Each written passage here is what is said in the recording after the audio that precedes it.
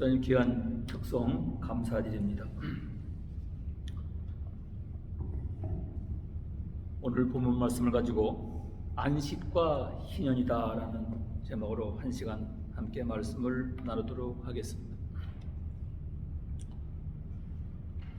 계절에 내리는 이슬은 각종 곡식이 열매를 맺게 하고 또 후속을 여물게 한다고 합니다. 그렇게 민감한 영혼들은 이슬을 통해 하나님의 은총을 보고 있습니다. 예언자 미가는 고통을 겪으면서도 끝내 살아남게 될 주의 백성들은 주님께서 내려주시는 아침 이슬과 같이 될 것이며 푸성기 위에 내리는 비와도 같다라고 미가서 5장 7절은 노래하고 있습니다. 멀리 가을이 보이기 시작합니다.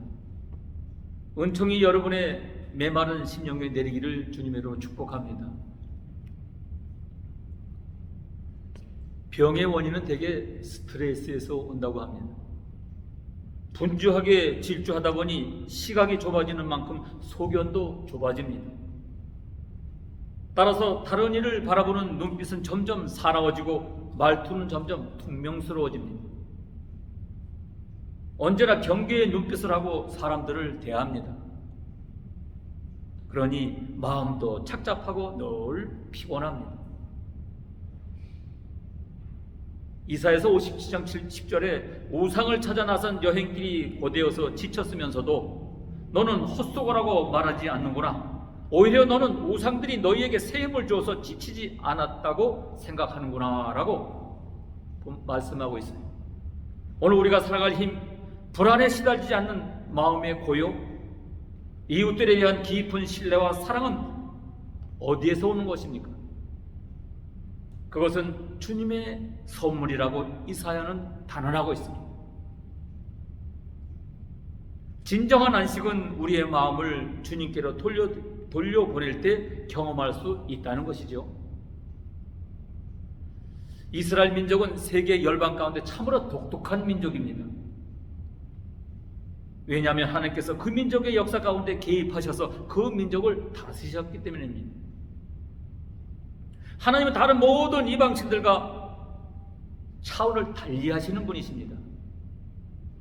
그렇기 때문에 이스라엘 백성은 그들이 섬기는 하나님으로 인해서 독특성을 가질 수밖에 없는 민족입니다. 절기를 지키는 것에서도 독특성이 나타나지만 안식을 지키고 희년을 지키는 것은 정말 독특한 제도입니다. 우리는 어느 누구에 의해서도 대체할 수 없는 아주 고유하고 독자적인 존재들입니다. 하나님은 당신의 뜻을 이루기 위해서 우리를 필요로 하십니다. 함부로 살 수 없는 까닭이 바로 여기에 있는 것입니다. 그런데 어느 분이 말씀하신 것처럼 우리는 메시지를 잃어버린 메신저가 되어 있다라고 이야기합니다. 내가 이 세상에 온 까닭을 잃어버리고 산다는 것입니다. 사바트, 안식일은 우리가 어떤 존재인지에 대해 돌아보면서 하나님으로부터 풍부받은 소명을 이루기 위해 마음을 가다듬는 날입니다. 그런데 우리가 잊지 말아야 할 것이 한 가지 더 있습니다. 안식일은, 사바트는 나의 왕됨을 기억하는 날인 동시에 다른 이들의 왕됨도 또한 기억하는 날이라는 것이죠. 내 마음에는 차지 않아도 우리가 만나는 이들은 모두 하나님의 형상입니다. 어쩌면 우리에게 주어진 삶은 이 사실 하나를 마음으로 깨닫기 위한 기회인지도 모르겠습니다. 안식일은 그러니까 세상에 사는 동안 우리의 마음에 각인된 온갖 편당심, 차별의식을 지우는 날이어야 합니다. 빈부, 학력, 피부색, 인종, 종교, 문화의 차이가 차별의 빌미가 되어서는 안 된다는 것입니다. 안식일을 지킨다는 것은 우리 속에 깃든 그런 마음을 우리 모두의 아버지신 하나님 앞에 내려놓아야 된다는 의미입니다. 안식년이 무엇입니까? 6년 동안 농사를 짓고 1년을 땅을 쉬게 하는 것이죠. 사람에게는 안식일을 허락하시고 7일 중 하루를 쉬게 하셨지만 땅은 7년 중 1년을 쉬도록 했습니다. 6년 동안은 씨를 뿌리고 포도원을 가꿔서 곡식과 과일 농사를 짓고 한 해는 땅을 놀려서 안식하게 했습니다. 이때 땅에서 저절로 나는 소출은 땅 주인의 소유가 아닙니다. 누구든지 먹을 만큼 거둘 수 있으며 가축이나 들짐승까지 자유롭게 먹도록 했습니다. 가끔씩 농사 짓는 농부가 땅의 힘을 돋기 위해서 객토를 하는 경우가 있습니다. 황토흙을 밭이나 논에 섞어서 토지를 새롭게 작업하는 것입니다. 이처럼 땅도 그 힘을 축적하는 기간을 가질 필요가 있습니다. 하나님께서는 안식년을 통해 자연과 인간이 공존하여 사는 방법을 가르쳐주고 계십니다. 영원한 소유는 없다는 교훈도 함께 들어있는 것입니다. 이웃과 말 못하는 짐승까지도 배려할 줄 아는 마음을 가지라고 가르치고 있습니다. 끝없는 인간의 탐욕과 부에 대한 욕망에 브레이크를 거는 하나님이십니다. 안식년 제도를 단순히 생각하면 참 좋은 제도라고 생각할 수가 있습니다. 사람들에게는 다 쉬고 싶은 마음이 있기 때문입니다. 그러나 경제의 논리에 익숙해 있는 우리로서는 결코 쉬운 일이 아닌 것입니다. 또 7번 안식을 지킨 후에 2년을 연달아 쉬어야 하는 것이 바로 희년입니다. 단순히 땅만 쉬는 것이 아니라 땅을 원 주인에게로 되돌리는 일이며 종으로 부리는 사람까지도 자기 집으로 되돌려주는 일입니다.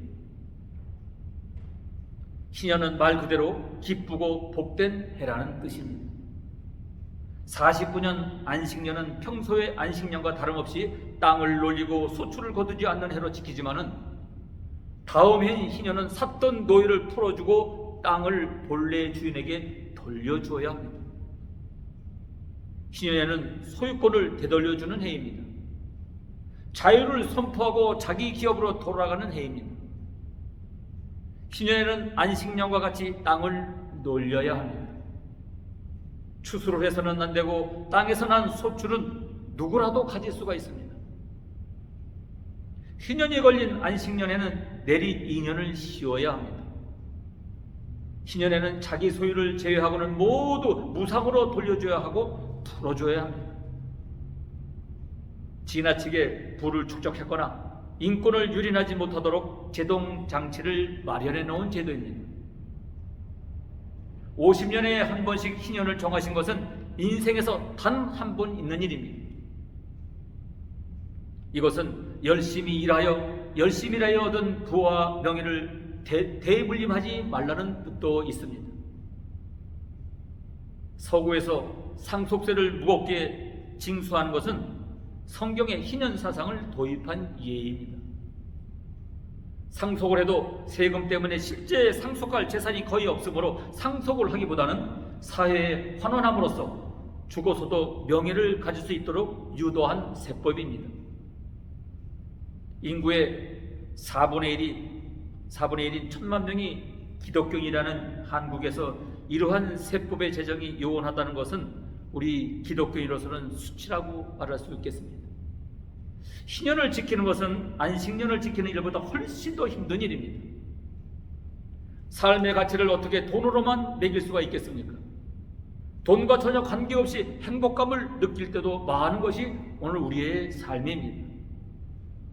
물질적인 유익을 얻기 때문에 행복감을 느낄 때도 있지만은 물질적인 손해를 보면서 행복감을 느낄 때도 있는 것입니다. 안식년과 희년을 주신 의도가 무엇일까요? 안식년과 희년이 지니는 의미가 과연 무엇일까요? 우리가 안식년과 희년이 지니는 깊은 뜻을 바로 알게 된다면 지키는 것도 가능할 것입니다. 무엇보다도 안식년과 희년에 땅을 쉬게 하고 종을 돌려보내고 땅을 돌려주는 제도를 명하신 이 하나님의 의도가 무엇일까요? 한마디로 말하면 하나님께 대한 믿음과 신뢰를 키우기 위함인 것입니다. 하나님에 대한 믿음과 신뢰를 키우기 위한 것이에요. 이스라엘 백성으로서는 하나님을 믿고 신뢰하는 것이 행복의 지름길인 것입니다. 오늘 본문 이후에 있는 18절, 19절에서도 이 점을 분명히 명시하고 있습니다. 너희는 내 법도를 행하며 내 규례를 지켜 행하라. 그리하면 너희가 그 땅에 안전히 거할 것이라 라고 말씀하고 있어요. 땅은 그 사물을 내리고 너희가 배불리 먹고 거기에 안전히 거하리라. 진정한 안정감과 안전함은 하나님을 믿고 그분의 말씀을 순종하는 데 있다는 말씀입니다. 여러분 그렇게 믿으십니까? 사람은 다 안전에 대한 갈망을 가지고 있습니다. 우리의 생명과 안전을 위협하는 것들이 우리 주변에 너무나도 많습니다. 그래서 안전을 확보하기 위해 사람들은 보험을 들기도 하고 재물을 모으기도 하고 할 수 있는 모든 방법을 다 동원합니다. 그러나 가장 확실한 안전은 하나님의 말씀을 지켜 행하는 순종의 삶에 있다는 것입니다. 그렇기 때문에 하나님으로서는 자기 백성이 하나님의 말씀을 믿고 순종하는 것이 1차적 과제인 것입니다. 하나님의 백성인 저와 여러분이 하나님의 말씀을 믿고 따를 수만 있다면 문제 해결은 다 된 것입니다. 그래서 자기 백성의 믿음을 견고하기 위해서 하나님께서는 안식년 제도와 희년 제도를 우리에게 주신 것입니다. 안식년과 희년을 주신 두 번째 이유는 가난한 자들과 빚진 자들이 새로운 삶을 시작할 수 있도록 기회를 주시기 위함인 것입니다. 여호수아 당시에 하나님께서는 이스라엘 12지파의 필요를 따라 땅을 공평하게 나누어 주었습니다. 그러나 사람들이 욕심을 부리다가 땅을 팔기도 하고 빚쟁이에게 넘기기도 하고 또 자녀들에게까지 노예로 넘겨주는 일이 발생했던 것입니다.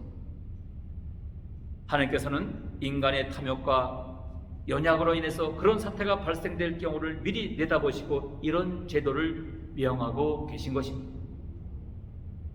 가난한 자들이나 빚진 자들은 조상들로부터 물려받은 땅을 되찾을 길이 없습니다. 그래서 하나님께서는 그들을 배려하셔서 땅을 되찾을 수 있는 길을 열어주신 것이죠. 가난한 자들을 배려하시는 이 하나님의 풍성한 자비와 긍휼을 보여주는 제도인 것이죠. 안식년에 희년해 주신 세 번째 이유는 사람들의 계층화의 착취를 방지하기 위함입니다. 사람들은 끊임없이 사회 계층 간의 이동을 시도합니다. 서민 계층에서 중산 계층으로 이동하려고 몸부림을 칩니다. 중산층은 더 높은 상류층으로 이동하기 온갖 노력을 다합니다. 심지어 고대 사회에서는 아무리 노력을 한다 할지라도 이미 계층이 확정되어 있어 계층 간 이동을 할 수도 없었습니다. 사회계층은 이미 만들어 놓은 제도나 계층 간의 격차가 발생하는 이런 일을 하나님께서 전혀 의도하지 않은 것들입니다. 인간의 탐욕과 욕심이 빚어낸 결과들입니다. 하나님의 통치를 받은 하나님의 백성 공동체에서 이런 일이 발생하는 것은 있을 수 없는 일입니다. 하나님의 의도는 모든 사람에게 안식과 자유를 주시는 것입니다. 수고하고 무거워진 자들이 한 가지의 쉼을 얻게 하는 것이 우리 하나님의 소망이세요. 그러나 사람들은 욕심 때문에 일을 저질러서 스스로 가난하게 되기도 하고 스스로 부자가 되기도 합니다. 정상적인 방법으로 부자가 되는 것은 하나님의 축복이지만 부당한 방법으로 부자가 되는 것은 저주에 가까운 것입니다. 또 정당한 방법으로 부자가 되었다 할지라도 그 부자의 부는 가난한 자를 배려하는 부여야 한다는 것이죠. 안식년과 희년을 주신 하나님의 목적을 다시 한번 말씀드린다면 하나님에 대한 신뢰를 확보하고 가난한 자들을 배려하고 계층화와 착취를 방지하기 위함인 것입니다. 그렇다면 이스라엘 백성들에게 주신 이 안식년과 희년은 오늘 우리에게 어떤 적용점이 있을까요? 하나님의 백성인 우리에게 이 안식년과 희년은 어떤 의미를 지니고 있는 것일까요? 안식년의 정신은 주의를 지키는 것으로 그런 대로 살리고 있다고 보는데 안식년과 희년은 그 정신을 제대로 살리지 못하고 있는 상태입니다. 기껏해야 목사가 사역을 내려놓고 1년 정도 쉬는 해가 안식년이라 생각하는 정도입니다. 안식년은 목사뿐만 아니라 모든 사람들에게 해당되는 것입니다. 한국 사람처럼 일요일도 쉬지 않고 일하는 사람들도 아마 없을 것입니다. 아마 요즘은 좀 덜하지만 말입니다. 우리는 일 중독에 걸린 것처럼 일을 많이 하는 경향이 있습니다. 남들보다 빨리 성공하고 싶어서 생각할 여유나 쉴 여유조차 생각하지 않고 있는 현실입니다. 그래 40대 후에 돌연사가 제일 많은 나라가 대한민국 백성들이라고 합니다. 세상 나라에서 안식년의 정신이 살아나기를 기대하기 전에 교회 안에서부터 살려야 하지 않겠느냐는 것이죠. 목사와 장로가 6년 사역한 후에는 시무투표를 해서 사역 여부를 하나님께 물어보기도 합니다.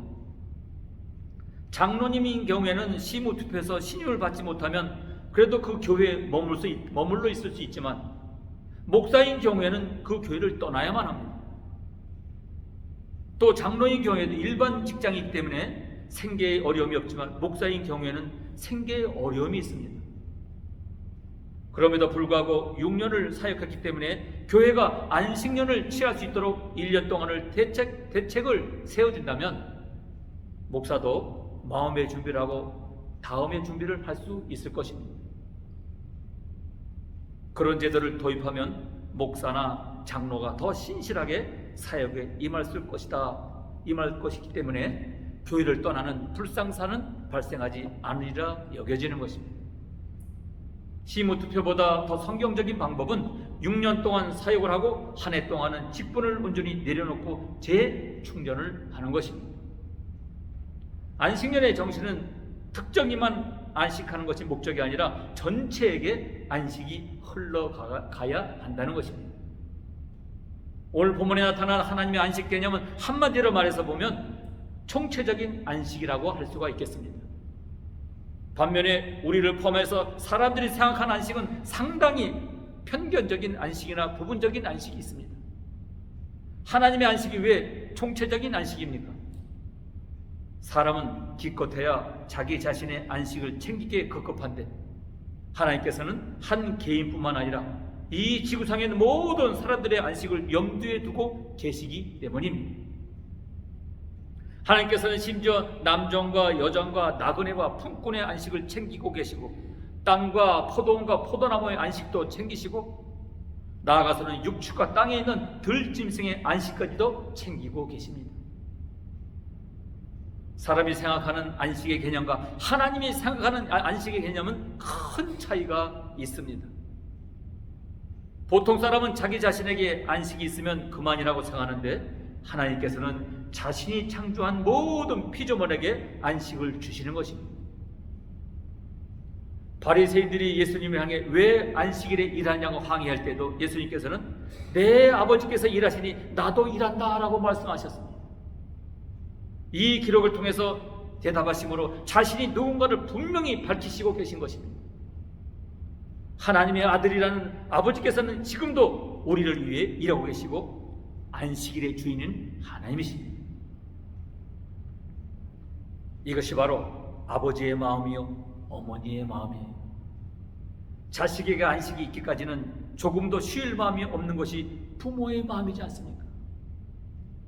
여러분, 예수님은 안식일 쉰 적이 있습니까? 도무지 쉬지 못했어요. 그러나 그분 안에 안식이 있었습니까? 예수님 안에는 일도 하면서도 안식이 있었어요. 우리는 오늘 안식년과 희년의 정신에 비춰볼 때 나의 안식만을 안식으로 여기는 수준에서 다른 사람들의 안식까지 나의 안식으로 여길 수 있는 영적인 성숙함의 자리에 나아가야 할 필요가 있는 것입니다. 자기 믿음이 연약해서 안식을 누리지 못하고 있는 지체들에게 충분한 안식을 주기 위해서 나 자신의 안식을 포기하면서까지 형제를 이어하여 일할 수 있는 기쁨을 누릴 수 있어야 하겠습니다. 안식일인데 왜 이렇게 일이 많을까? 안식일인데 왜 이렇게 일이 많을까 하면서 짜증을 낸 적이 있었습니까? 전혀 없었습니다. 어떻게 그럴 수 있겠습니까? 그 비밀이 무엇일까요? 하나님의 총체적인 안식의 개념을 가지고 계셨기 때문입니다. 하나님의 총체적 안식의 개념은 피조물 가운데 어느 것 하나도 안식이 없으면 하나님의 안식은 진정한 안식이 아니라는 개념입니다. 그래서 하나님께서는 안식일임에도 불구하고 우리의 안식을 위해서 지금도 일하고 계신 것입니다. 우리의 안식에는 두 종류가 있음을 알 수가 있습니다. 물질을 얻음으로 오는 안식이 있고, 포기함으로 오는 안식이 있고, 또 일을 열심히 함으로 얻는 안식이 있고, 일을 쉼으로 얻는 안식이 있습니다. 경제의 논리에 의하면 일을 해야만 안식을 얻을 수가 있습니다. 그러나 하나님의 논리에 의해서 일을 쉬고 물질을 포기함으로 안식을 얻을 수 있습니다. 내가 물질을 가지고 다른 사람을 대접하는 경우에는 비록 물질적으로는 손해가 발생하지만 나의 섬김으로 인하여 다른 사람들이 출구하고 쉼을 얻는 것을 발견하게 됩니다. 그럴 때 오늘 우리의 마음이 얼마나 큰 안식이 임하게 되는지를 모릅니다. 안식년이나 희년정신이 바로 여기에 있는 것입니다. 나 개인만이 안식으로 여기지 않고 내 동족 전체의 안식으로 여기는 정신이 하나님이 정하신 안식년과 희년의 정신인 것입니다. 예수님께서 이 땅에 인간이 되어 오셨고 고난을 받으사 십자가에서 죽으셨고 부활하심으로 우리를 죄에서 구원하셨고 우리를 영원한 안식으로 이끌어 주셨습니다. 우리의 죄값을 탕감하시고 포로된 상황에서 해방을 선포해 주셨습니다. 오늘은 대한민국의 8.15 해방입니다. 참으로 기쁜 날입니다. 어제는 지역에서 광복절 기념 예배가 있었습니다. 오늘 우리는 조건 없이 값없이 우리에게 자유를 주셨습니다. 누가복음에서 누가는 이사야 61장을 이렇게 선포하고 있습니다. 주의 성령이 내게 임하였으니 이는 가난한 자에게 복음을 전하게 하시려고 내게 기름을 부으시고 나를 보내사 포로된 자에게 자유를 눈먼 자에게 다시 보게 함을 전파하여 눌린 자를 자유케 하고 주의 은혜의 해를 즉 희년을 전파하게 하려 하심이라 라고 했습니다. 오늘 본문은 우리 하나님은 세상의 다른 우상과 다르다는 것을 확연히 드러내 보여주고 계십니다. 바로 우리 주님이 이 세상을 창조하시고 다스리는 유일한 분이시기 때문입니다. 하나님은 땅의 개발만이 아니라 그 땅의 회복까지도 염두에 두고 계신 것입니다.